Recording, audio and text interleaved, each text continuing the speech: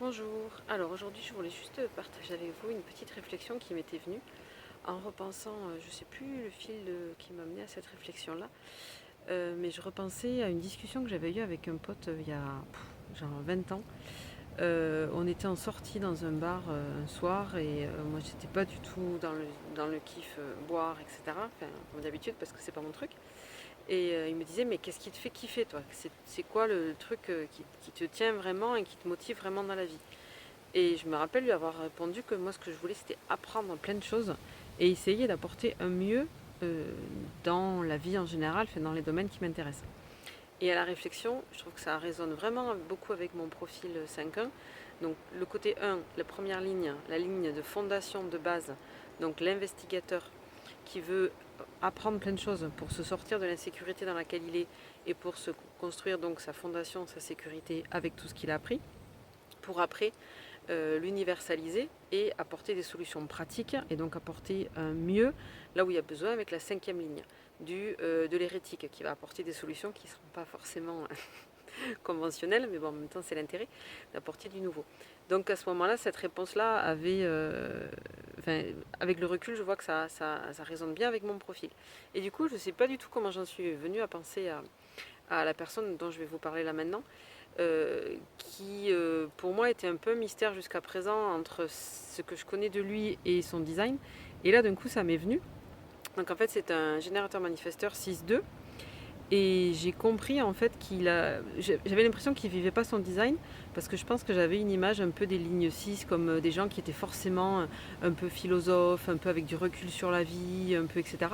Sauf que j'avais peut-être déjà l'image de certaines personnes que je connais qui ont ce profil-là, qui sont déjà un peu plus âgées, qui ont passé au moins les 45-50 ans, donc qui sont déjà, comme on dit, descendus du toit. Mais il y a aussi toutes les lignes 6 qui n'en sont pas encore là du tout et qui sont peut-être dans la trentaine, enfin en tout cas dans la phase sur le toit ou même avant, et qui n'ont pas forcément ces caractéristiques d'être un peu visionnaire, d'avoir voilà, le regard qui porte loin, comme on dit les lignes 6, parce que la ligne 6, elle est déjà dans l'hexagramme d'après, en fait, puisque c'est la dernière ligne de l'hexagramme, elle se projette déjà vers la suite. Et donc, il y a comme ça quelque chose de l'ordre de la vision qui va loin pour les lignes 6. Alors que la personne à laquelle je pense, je trouvais qu'elle avait une vision un petit peu réduite des choses et surtout en comparaison avec ce que je ressens de moi, j'ai l'impression que c'est quelqu'un qui n'a pas du tout cet objectif d'aller vers le mieux, d'apprendre des choses, d'évoluer, etc. Et en fait, j'ai repensé déjà à j'ai repris son design et j'ai vu que c'est quelqu'un qui a le soleil personnalité en porte 27. Donc, le soleil personnalité, c'est quand même vraiment le cœur de notre design. Et soleil personnalité en porte 27, porte 27, c'est prendre soin. Le canal 27-50, c'est celui qui est en face du canal 59-6. Donc 59-6 entre 6-59 plutôt entre l'émotionnel et le sacral. Donc avec ça, on fait des bébés, en gros. Et de l'autre côté, entre le sacral et le splénique, 50-27 ou 27-50, je ne sais plus dans quel sens c'est, on s'occupe des bébés. Donc la porte 27, on s'occupe des gens et souvent la porte 27, on la retrouve chez des gens qui sont travailleurs sociaux, des choses comme ça. Donc lui, il a la porte, son soleil personnalité en porte 27.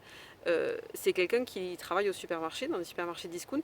Et pour moi, travailler dans un supermarché, c'est peut-être un des pires trucs qu'on puisse imaginer, quoi. Déjà être salarié avec des horaires fixes, enfin fixes, non justement pas fixes, mais que tu choisis pas. Des fois tu es du matin, des fois tu es de l'après-midi. Puis tu es dans un supermarché, l'odeur des supermarchés, et puis c'est la consommation, et en plus c'est discount, donc c'est la consommation qui en tire les prix les plus bas, c'est anti-écologique, etc. Enfin, tout un tas de trucs, de préjugés mentaux à la con, mais bon bref.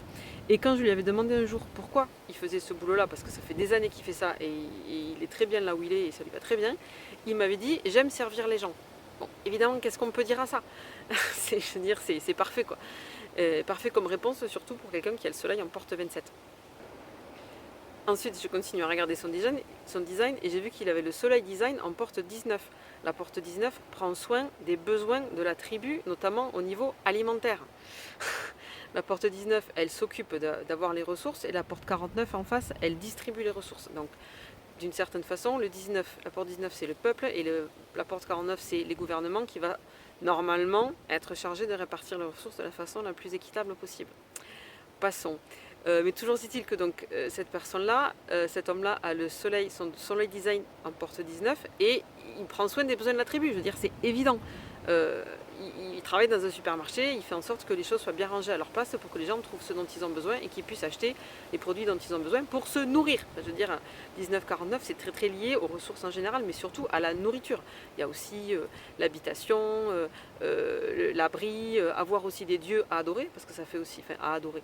Avoir une forme de spiritualité, ça fait aussi partie des besoins et des ressources qui sont importantes dans la tribu. Mais c'est quand même en premier lieu les ressources et en général on parle d'alimentation, quoi. Donc je me suis dit que finalement, avec son 6-2, sa ligne 6, bon là il a l'âge d'être sur le toit, donc il est un peu rentré, il fait sa petite vie tranquillou, machin, il est posé et tout.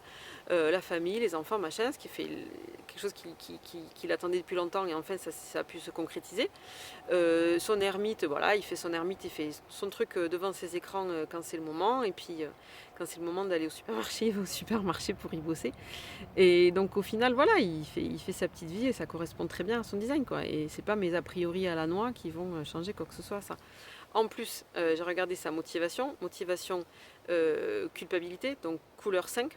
La motivation, je rappelle, c'est la couleur du soleil-terre du côté personnalité. La couleur, c'est la première subdivision en dessous de la ligne. Donc une ligne est constituée de 6 couleurs.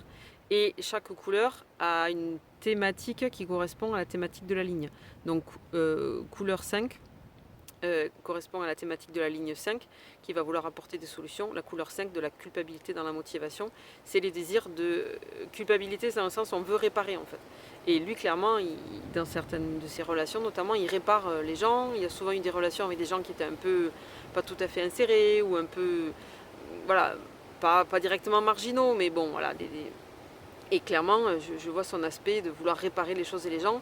Après, il a un côté hyper ouvert, hyper tolérant, beaucoup plus que ce que je m'attendrais de quelqu'un qui travaille dans un supermarché. Encore une fois, mais a priori à la con, hein, je le concède tout à fait sans aucun problème. Je lui ai souvent présenté des gens qui venaient chez moi, des étrangers, etc. Il a toujours été super patient, il fait attention de parler français ou anglais d'une façon que ces gens-là puissent comprendre, etc.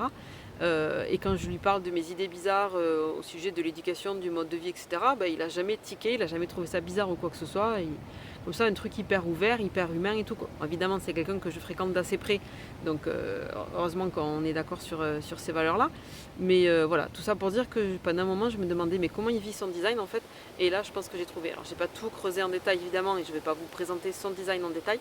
Mais voilà, je trouvais ça amusant de voir comment le design pouvait m'aider à aller au-delà de mes préjugés et à voir cette personne-là sous un autre angle, et du coup apaiser une espèce de tension intérieure que je pouvais ressentir vis-à-vis de lui, qui faisait que, je sais pas, moi j'aurais peut-être, je trouvais qu'il n'était pas assez bien ou quelque chose comme ça. Encore une fois, je concède que c'est très bas et c'est très petit, mais là du coup le design m'aide à ouvrir les perspectives et à voir qu'il vit juste parfaitement bien son design, au moins en tout cas là maintenant, et puis on va voir comment ça va évoluer, mais en tout cas pour l'instant il est bien aligné et c'est toujours ça de bon, et du coup je peux me détendre et arrêter de juger.